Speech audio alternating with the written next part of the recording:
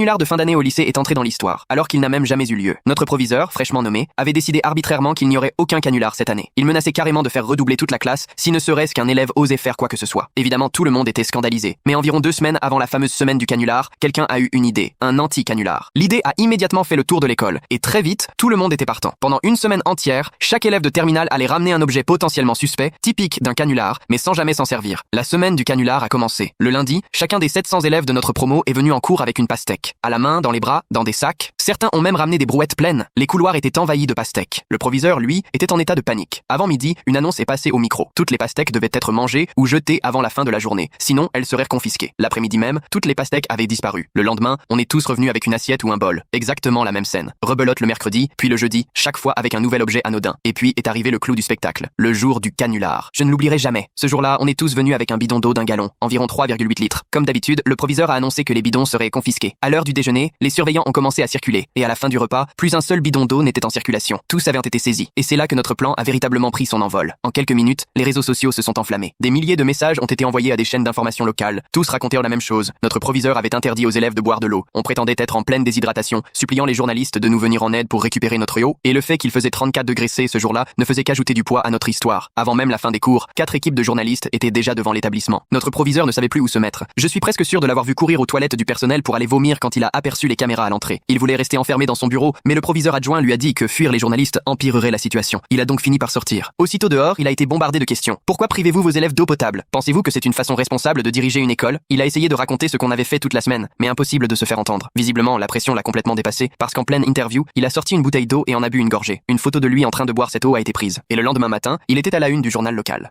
Mon canular de fin d'année au lycée